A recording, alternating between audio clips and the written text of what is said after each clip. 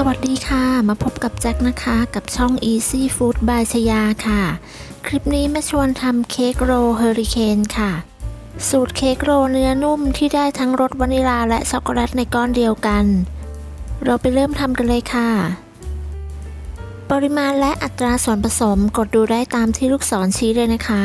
ก่อนจะไปดูวิธีทำอย่าลืมกดติดตามเพื่อเป็นกำลังใจให้กันด้วยค่ะขั้นตอนแรกให้เราแยกไข่ก่อนค่ะใช้เป็นไข่ไก่เบอร์2นะคะจำนวน5ฟองแยกไข่แดงและไข่ขาวออกจากกันค่ะอย่าลืมเลือกใช้เป็นไข่สดใหม่ทุกครั้งนะคะและในการแยกไข่ก็อย่าให้มีไข่แดงติดไปในไข่ขาวด้วยค่ะต่อไปค่ะให้เราผสมนมร้อนนะคะแล้วก็ผงโกโก้เข้าด้วยกันค่ะจากนั้นคนผงโกโก้ให้ละลายและพักไว้ให้เย็นค่ะต่อไปเราจะมาผสมส่วนของไข่แดงค่ะใส่น้ำตาลทรายลงไปในไข่แดงตามด้วยเกลือค่ะ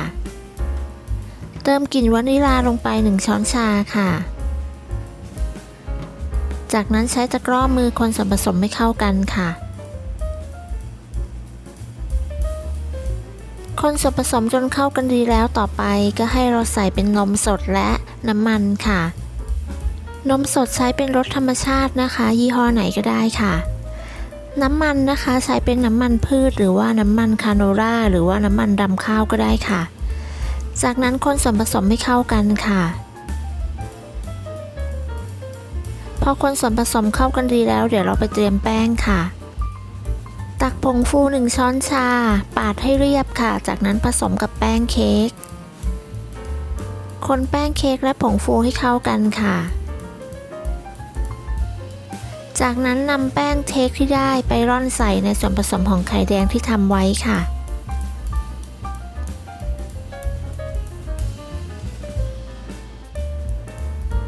จากนั้นใช้ตะกร้อมือคนส่วนผสมให้เข้ากันด้วยความเร็วค่ะคนส่วนผสมจนไม่เหลือเม็ดแป้งนะคะ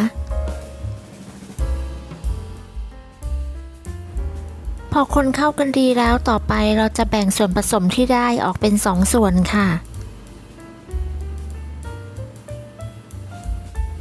จากนั้นนำผงโกโก้ที่เราละลายไว้ในขั้นตอนแรกที่เย็นแล้วนะคะใส่ลงไปในส่วนผสมชามใดชามหนึ่งค่ะแล้วก็คนส่วนผสมให้เข้ากันค่ะเสร็จแล้วเราจะพักส่วนนี้ไว้ก่อนค่ะต่อไปเราไปตีไข่ขาวกันค่ะไข่ขาวที่เราแยกไว้5ฟองในขั้นตอนแรกนะคะนำมาตีค่ะตีให้ขึ้นฟองหยาบเล็กน้อยจากนั้นใส่น้ำมะนาวหรือว่าน้ำส้มสายชูหรือว่าเป็นครีมออฟทาร์ทาก็ได้ค่ะในขั้นตอนนี้ตีด้วยความเร็วปานกลางนะคะต่อไปทยอยใส่น้ำตาลทรายลงไปค่ะน้ำตาลทราย90 กรัมให้เราแบ่งใส่3ครั้งนะคะแต่ละครั้งก็อาจจะให้ห่างกันประมาณ30วิค่ะหลังจากใส่น้ำตาลทรายไปจนหมดแล้วนะคะเราก็จะตีไข่ขาวต่อไปค่ะจนกระทั่งไข่ขาวมีลักษณะเป็นสีขาวนวลเป็นริบบอนแล้วก็ตั้งยอดอ่อนประมาณนี้ค่ะเสร็จแล้วเราจะตีต่อด้วยความเร็วต่ำ30วิเพื่อตัดอากาศค่ะต่อไปค่ะให้เรานำไข่ขาวที่ตีได้แบ่งออกเป็น2ส่วนแบบนี้ค่ะแล้วนำไปผสมกับส่วนผสมของไข่แดงรสวานิลาและรสช็อกโกแลตที่เราทำไว้ในขั้นตอนแรกค่ะคนตะล่อมส่วนผสมของไข่แดงและไข่ขาวด้วยความเบามือค่ะแต่ว่าไม่ควรคนนานนะคะเพราะจะทำให้เค้กยุบค่ะผสมไข่ขาวทั้งส่วนของรสวานิลาและรสช็อกโกแลตนะคะ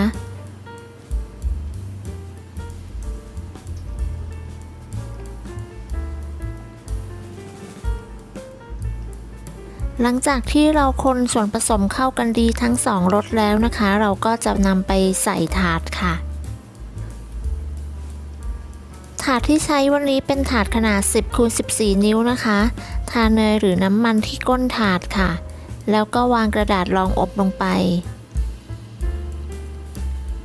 กระดาษรองอบจะตัดให้สูงเกินขอบถาดนะคะเพื่อที่ว่าเวลาเขาสุกเราจะได้ยกออกง่ายๆค่ะแจ็คเทส่วนผสมของวานิลาลงไปก่อนนะคะเทส่วนผสมวานิลาลงไปได้ทั้งหมดค่ะจากนั้นก็เกลี่ยให้ทั่วถาดค่ะเคาะเบาๆเพื่อไล่อากาศนะคะ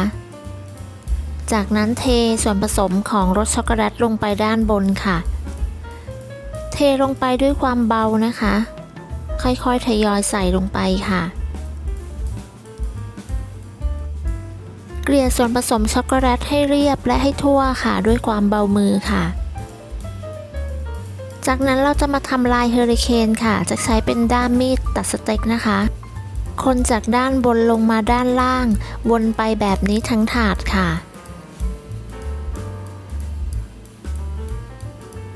ทำด้านขวาเสร็จแล้วก็มาทำด้านซ้ายนะคะให้ทั่วแบบนี้ค่ะ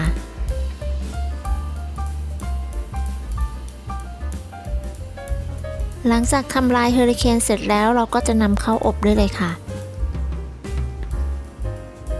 อบด้วยอุณหภูมิ165องศานะคะใช้เวลาอยู่ที่ประมาณ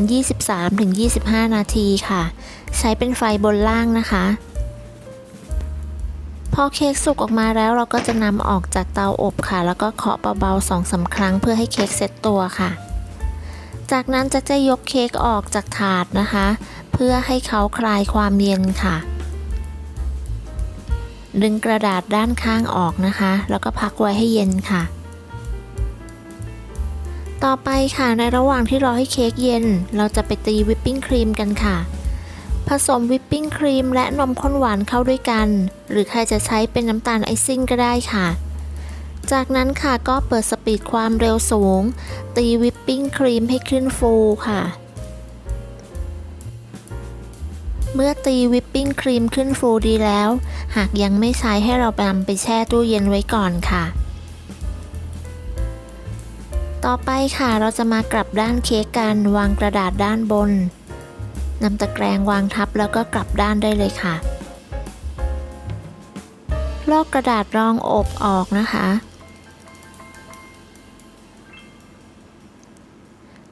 จากนั้นค่ะให้เราใช้มีดตัดขอบด้านยาวทั้ง2ด้านค่ะหรือใครจะตัดทั้ง4ด้านเลยก็ได้ค่ะด้านที่เราจะม้วนก่อนให้ตัดตรงส่วนอีกด้านให้ตัดเฉียงค่ะก่อนที่จะปาดวิปปิ้งครีมให้ใช้มีดกรีดเป็นเส้นจำนวน4เส้นค่ะวิธีนี้จะช่วยให้เราม้วนได้ง่ายขึ้นค่ะจากนั้นก็ปาดวิปปิ้งครีมลงไปได้เลยค่ะส่วนที่เราจะม้วนเข้าหาจะปาดให้หนาหน่อยนะคะแล้วก็ปลายก็จะปาดบางหน่อยค่ะจากนั้นก็ม้วนเลยค่ะ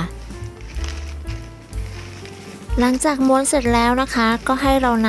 ำเค้กโรลไปแช่ตู้เย็นอย่างน้อย2ชั่วโมงค่ะพอครบ2ชั่วโมงแล้วนะคะเราก็จะนำเค้กออกมาตัดค่ะแค่นี้ก็เสร็จแล้วนะคะเค้กโรลเฮอริเคนของเราทำได้ง่ายๆไม่ยากใช่ไหมคะเค้กโรลเฮอริเคนเนื้อนุ่มได้ทั้งรสช็อกโกแลตและวานิลาในก้อนเดียวกันสูตรนี้รสชาติไม่หวานมากนะคะเนื้อนุ่มอร่อยกำลังดีเลยค่ะหากใครชอบทานเค้กโรลก็ลองทำสูตรนี้ดูนะคะและถ้าใครชอบก็อย่าลืมกดไลค์กดแชร์กดติดตามเพื่อเป็นกำลังใจให้กันด้วยนะคะแล้วก็อย่าลืมกดกระดิ่งแจ้งเตือนเพื่อที่จะไม่พลาดในคลิปครั้งต่อไปนะคะสำหรับคลิปนี้จะต้องลาไปก่อนค่ะพบกันใหม่คลิปหน้าสวัสดีค่ะ